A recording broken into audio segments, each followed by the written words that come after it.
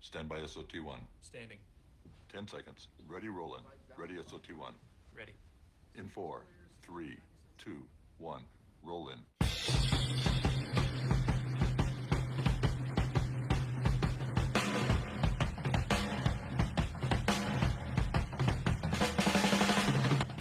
From legendary Uncle Studios in beautiful Southern California, welcome to another edition of Work Comp Matters, the central location for you employees, you employers, and of course, we haven't forgotten about you damn independent contractors. And now, here's this week's edition of Work Comp Matters. It is February 18th, 12 noon straight up. Welcome to another edition of Work Comp Matters. We are sponsored by mancavepodcasting.com. We have almost 700 shows in the tank, completely free, no obligation, available to you anywhere in the world. All you need is a smartphone or a computer, and we're ready for you 24/7. Okay, doesn't matter if I'm awake or not, as long as you're awake and you want to press a button. You are in. Welcome to another edition of Work Comp Matters. I'm joined by my trusty co-host, Mr. John Scalia, out in Munich, Germany. And stories in the news today. COVID still threatens millions of Americans. So why are we so eager to move on? Endemic versus pandemic. California is the first state to shift its approach. Proposals could make Medi-Cal free for everyone. California lays out shifting pandemic response as case rates drop. California officials outline future plans for COVID. California's new COVID-19 plan means being prepared to live with it. California Senate leaders announce hearing on ending COVID emergency. The Gavs suggest Los Angeles County may take a little more time, but expects indoor mask rule to ease shortly. Here's how California masking rules differ in workplaces versus public settings. Retail workers prepare as Sacramento indoor mask mandate ends. Let's face ID unlock iPhone with mask on. Those stories and potentially more here on Work Comp Matters. John, in pre-show, we went over your show, your parameters. I want to read the first story, endemic versus pandemic. That is not one that you picked. Is that correct? Right. Okay. So I'm going to go ahead and read that. California is the first state to shift its approach. The crisis phase of the 2-year-old coronavirus pandemic is winding down in California, and the state on Thursday, yesterday, announced a profound shift in California's approach to the pandemic, relying on generally less restrictive and more profound shift in California's approach to the pandemic, relying on generally less, I repeated myself. Sorry about that, everybody. Relying on generally less restrictive and more fluid public health measures to tackle future surges. Now, this is interesting because California is always touting itself as the first to do that and the first to do this. But, how would you compare what California is about to do with what Texas and Florida have already done? Okay. Now, if you take a look at Texas and Florida, who have 20 million and a 30 million population, and California has a 40 million population. If you talk about the death rate and the hospitalization rate as a percentage of the state's population, I think the three states are pretty much in line with each other. I think within 5%. John, you're not sure? Okay. That's my understanding. I don't have the actual numbers or statistics, but clearly Texas and Florida have been open considerably longer than California have. California shut down what was known as non-essential businesses for a year. And I've been saying all along, there's absolutely no such thing as a non-essential business. I don't subscribe to that one iota. If you have a legitimate business, you're licensed legitimately, you're paying your taxes. And by the way, if that business has been in your family for 2 or 3 generations, there's no such thing as non-essential. Texas, Florida never shut down businesses. And I'll close with this, and then we'll go to John. One of the things that set me off, that made me so angry over a year ago, is when nail beauticians and hairstylists were shut down because they were in the category of non-essential. I realized to most governmental officials, well, not including Nancy Pelosi, who was not only seen going indoors at a beautician, but not wearing a mask. Nail beauticians have been wearing masks for years because they don't want to breathe in that microscopic and or non-microscopic dust when you're filing down nails. They don't want to breathe in the chemicals that both men and women stick their hands into to soften up the nails. They don't want to breathe in the nail polish. Nail salons and beauticians have been complying with safety standards that pretty much match, if not exceed, those safety standards that we have now. And to shut down those businesses, A, because they're non-essential, but B, it was done without any evidence whatsoever that nail salons and beauticians, if you keep the businesses open, they are going to spread the disease faster. No, the only empirical evidence is you put 2 people together and there's more likely a chance that COVID is going to spread, regardless of if they have it or how they protect themselves. So that's my rant. And John, you're more than welcome to comment or go to your first story. Well, interestingly enough, Denmark just became the first country in Europe to completely open. And there's no COVID restrictions in place in Denmark. And most of Europe is going to be following suit pretty shortly, actually. We're going to be really loosening up restrictions in about a month. And so it's looking like Europe is going to get back to business as normal, which is good news for my American friends who can come and visit me. Okay, COVID still threatens millions of Americans. Why are we so eager to move on? Asha White is so fed up with the U.S. response to COVID-19 that she's seriously considering moving to Europe. Let me tell you, folks, everybody threatens to do that. Very few people don't do it. I'm that disgusted. The lack of care for each other, to me, it's too much, said White, 30, of Los Angeles. She has multiple sclerosis and takes a medicine that suppresses her immune system. As a Black disabled person, I feel like nobody gives a expletive about me or my safety. The Centers for Disease Control and Prevention has a strict definition of who is considered moderately or severely immunocompromised, such as cancer patients undergoing active treatment and organ transplant recipients. Still, millions of other people are living with chronic illnesses or disabilities that also make them especially susceptible to the disease. Though vulnerability differs based on each person and their health condition and can depend on circumstances, catching COVID is a risk they cannot take.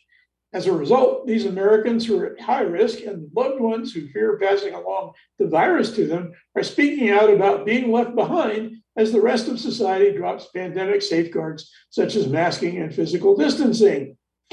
Okay, the article goes on and on and on. And, I'm going to say something that's going to sound cruel, but it's obviously very true. And that is we base what we do on the way the majority of people function. We base our conduct on the way most people are. So if most people are not typhoid Mary, we're going to allow personal contact. We're going to allow businesses to open. We're going to allow people to stop having to dress like bank robbers when they go inside a store. So that's the answer to that. I mean, the answer to that is very simple. I mean, if you want to take it to an extreme, and this is only, of course, if you've had logic, it's called reductio ad absurdum, meaning you take something to an extreme. Consider the bubble kids who have to live inside a bubble. I mean, if you're going to adopt this woman's argument, then we should all get in the bubble because that way everybody's safe. I mean, it's obviously absurd. So the reason that we're eager to move on, frankly, is because we're all sick of this. And we want to move on. We no longer we want to go back to the way it was, and it's obviously becoming much more safe for regular people to move on. Steve. Yeah, if I'm not mistaken, it was Robbie Benson in the middle 1970s who played the boy in the glass bubble. He basically he was completely immunocompromised and he had to live in a glass bubble. I know it was Robbie Benson, and I believe it was called The Boy in the Glass Bubble in the 70s. I think it would be remiss of me to not repeat what I've said many times, that never once before in the United States has the United States ever shut down any business going back to the Spanish flu of 2018. The United States had never quarantined or restricted healthy people. Yes, they restricted people that were sick. Yes, people that were contagious, i.e., we knew that they had some type of contagion. They were restricted. And maybe the problem here is that people don't necessarily know if they have it or not, because you can be totally asymptomatic. And but never before COVID have we ever restricted healthy people from moving out and about. Proposals could make Medi-Cal free for everyone. Medi-Cal, the state's safety net health program, isn't free for all Californians. More than 500,000 of the state's lowest income children, pregnant individuals, and working disabled adults are required to pay health insurance premiums ranging from $13 a month to as much as $350 a month. That may change this year under two proposals being floated in Sacramento. So everybody look out for that. Proposals could make Medi-Cal free for everyone. But John, as you know as well as I do, nothing is free because somebody's going to end up paying for it. Well, I would point out that the article is talking about the people who are already on Medi-Cal, some of whom are obligated to pay a percentage. So it's not as if Medi-Cal is going to be extended to everybody in the state. But yes, it's obviously going to be a cost measure. Okay, the following item is something I just had to read. It's very short, and personally, I thought it was kind of funny. Steve's got an Apple. I've got an Apple phone. The whole world uses Apple iPhones, and listen to this one. Apple update lets Face ID unlock iPhone with mask on. Apple Inc.'s next iPhone software update will finally address a grumble that's been bugging users since the COVID pandemic started. You'll finally be able to unlock your phone without first taking off your mask. The updated Face ID feature is expected to work on iPhones and iPads and is likely to be included in iOS 15.4, expected to be released sometime in the first half of March. Well, of course, the irony is by the time it gets released, the mask restrictions are going to disappear anyway. Secondly, it's going to mean that the bank robber is going to be able to open your iPhone, perhaps. It just seems funny. I mean, I understand why people are going. Besides that, all you have to do is pull your mask down below your chin. I mean, good grief. How hard is that? But anyway, there you go. Yeah. And also, John, I have not enabled, at least consciously, I have not enabled the fingerprint option. I have not enabled the facial recognition. I just type in my 6-digit code about 50 times a day, and that unlocks my iPhone. But I purposely, for saving battery space and also in case I misplace the phone or who knows what happens. If the phone is not being used, it's inside of 60 seconds. That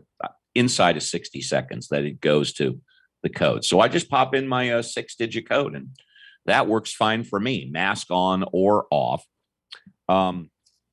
After Governor Gavin Newsom, the Gav, hinted last week of new COVID-19 policies coming for California, state health officials yesterday instead laid out a change in mindset with few immediate changes for residents to follow as the next phase of the pandemic emerges.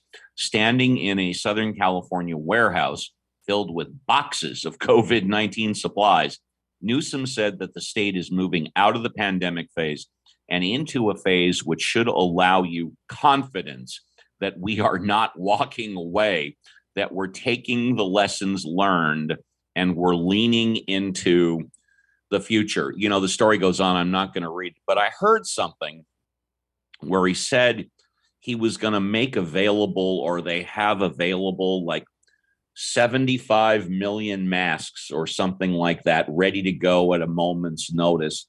And of course, I keep going back to the $1 billion deal for 100 or 200 or a billion masks. I still haven't seen one damn mask, John. Okay, it upsets me. The Gav spent $1 billion, or contracted for $1 billion in masks a year ago. Still haven't seen one damn mask. Go ahead, John.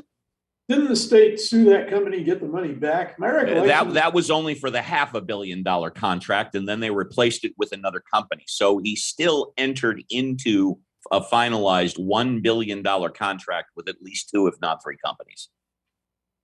Okay. Still haven't seen one damn mask, John. It's funny. I mean, the masks here are less than €1 per mask, and you can walk into any apotheca and buy as many as you want.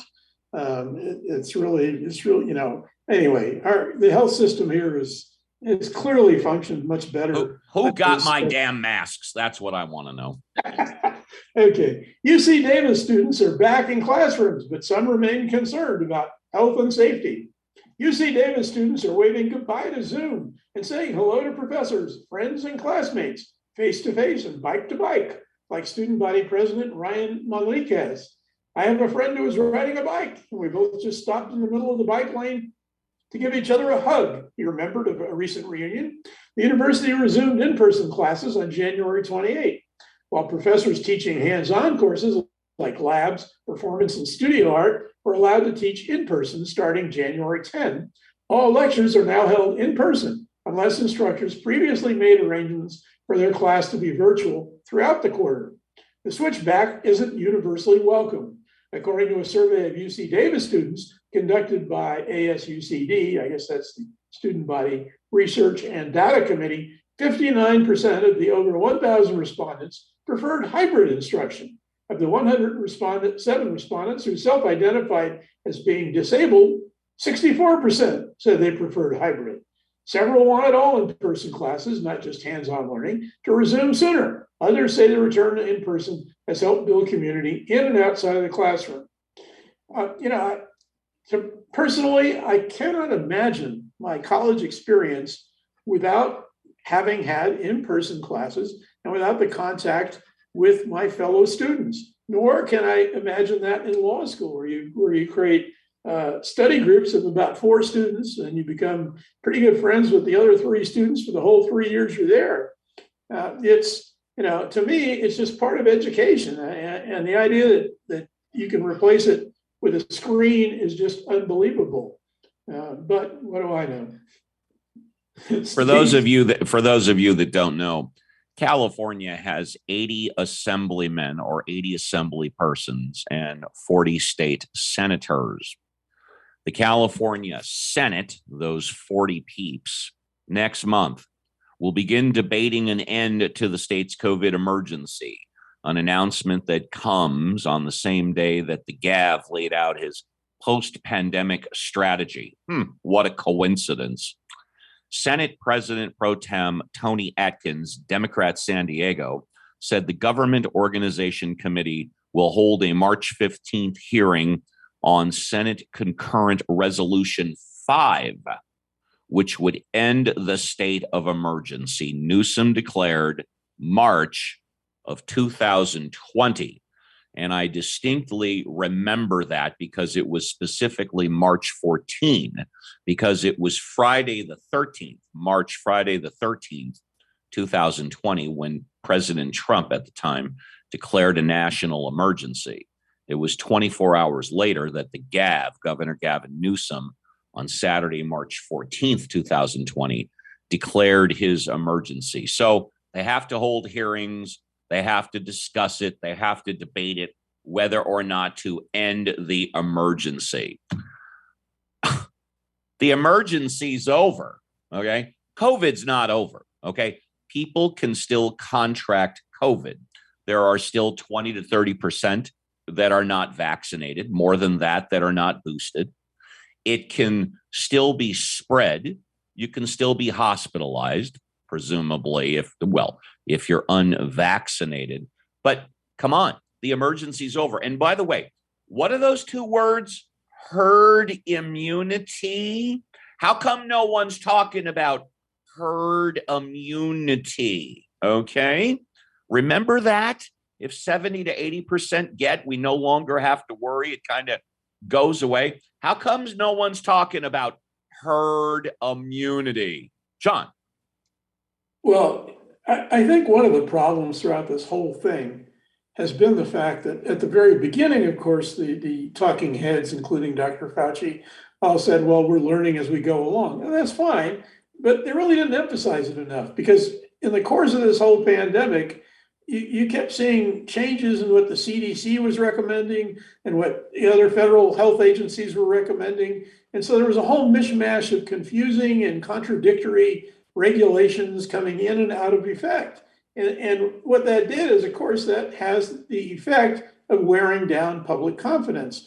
The public is saying, well, if you're always changing your mind, do you really know what you're doing? And so I think that, that's just normal part of human nature. You finally get to the point where you just say, well, just shut up, because obviously tomorrow you're going to say something different. I mean, to put it in terms of our practice, when a client comes in and they ask you for an opinion, and one of the reasons they hate lawyers is because you say, well, it could be this or it could be that. It depends on this or it depends on that, But at least we do it up front. We do it, in the initial client meeting, and we say, look, things are going to change. Things are going to go from A to Z and Z to A. And so, doctors, as I've said before, doctors have created this whole myth that they're God. And so when you see that they're really not God, that they're really just human beings, infallible, it creates a crisis of confidence, which they have fostered by creating the image of the infallible doctor. And as I've said many times before, and I will say again, numbers don't lie, but you can make statistics say anything you want. Okay. Our population here in California is 38 to 40 million. About 900,000 people in California have died because of COVID. That's less than 0.25% of the population. Now, I'm not attempting to minimize death by any means, especially COVID. It's real. And if it hits close to home, a spouse, a child, someone in the immediate family, it is serious. But those numbers, ladies and gentlemen, boys and girls, do not lie. So what does that tell us? That tells us, A, to get vaccinated. I'm fully vaccinated. I'm not boosted. That's a personal choice. I don't want to get into an argument right now with whether or not I should be boosted, but I am fully vaccinated. And even if you are fully vaccinated and you're boosted or double boosted, don't go around. Oh, and you have longstanding comorbidities. Don't go around people that you don't know. Don't go around people that you do know that have the disease or the virus. Okay. I don't speak about my father too often on the show, but I will. He's 87 years old. He's fully vaccinated, double boosted, and he still doesn't go around many people that he doesn't know. I am still practicing today the same social distancing that I was practicing almost 2 years ago. The most amount of people that I've been around, and for the longest period of time, was about 12 people for less than 15 minutes, and I was wearing a mask. If I come across someone that I don't know and I need to speak with them, if it is impossible for me to be 10 feet away from them, I will wear a mask and insist they wear a mask. But when I meet somebody for the first time in my office in an enclosed area, I immediately say, I'm fully vaccinated. Have you been vaccinated? If they say yes, and we're 10 feet away, if you don't mind, I'm not going to wear a mask. I just don't want to do it. You don't have to do it. You don't have to do it either. But what blows me away, and then we'll go to you, John, because I've been doing this for years. I go out onto Van Nuys Boulevard and I smoke a cigarette. I take a look at the surroundings. I see the sights. I smell the smells of beautiful downtown Van Nuys. I see the homeless and the trash and all of that stuff. People walk by me walking down the sidewalk with no one within 30 feet of them, and they're wearing a mask. It's a windy day. No one's within 30 feet, and they're wearing a mask. That's their choice to do that. If they want to do that, that's fine. Is that something that I choose to do? Hell no. I think it's overkill. But that's their choice to do it. And if you choose to be one of the 20 or 30% that are not vaccinated, that's your choice. It's a stupid choice, but that's your choice. And I'm not going to try and convince you how to live your life. We all have to do what is best for us. John, it looks like we got about 2 minutes left. You got the last story. Is it time for a second COVID booster shot? Not so fast, experts say. New research on the waning immunity of COVID boosters is prompting many people to wonder whether they should seek a second booster shot, a fourth dose for those who originally got Pfizer or Moderna vaccines. Experts say there's not enough data to recommend fourth shots for everyone, and that people who've had the normal course of vaccination plus a booster remain well protected against severe disease and death. There you go. And by the way, yeah, of course, when you're talking about yourself, yeah, it's also difficult to smoke a cigarette when you've got a mask on. And it's also very difficult for our wonderful mayor, Merrick Garcetti, to have conversations at SoFi Stadium and hold his breath during a spreader, a mega event where everybody is supposed to be wearing their mask and practically nobody was. Of course, I'm referring to the Super Bowl. Garcetti, the wonderful love that he is, 2.5 weeks ago at the playoff game at SoFi, said he was wearing a mask the entire time, except when he took a picture, he held his breath. Now, of course, at the Super Bowl, along with all the other stars, he was photographed conversing with people without wearing a mask. You can't hold your breath and talk at the same time. I don't need to interview a medical expert. I know that because I've tried it. Okay. Anyways, that'll do it for this edition of WorkComp Matters. I want to thank you all very much for listening to the news, this talk news, and hopefully some answers that John and I believe are of interest to you, California employees, employers, and of course, we haven't forgotten about you damn independent contractors. Mucho thanks to Scott Walton of legendary Uncle Studio, my main man, John Scalia, the socialist voice of reason in Munich, Germany. He's taken the week off, a well-deserved week next week. John, have a great time. And normally I would say break a leg, but since you're going skiing, I'm going to say don't break a leg. You know what I mean? Yes. Yeah. All right. And I will be back with a co-host probably because I don't want to host the show alone. I'll be back Monday, 12 noon live for another edition of WorkComp Matters. Take care, everybody. Bye-bye.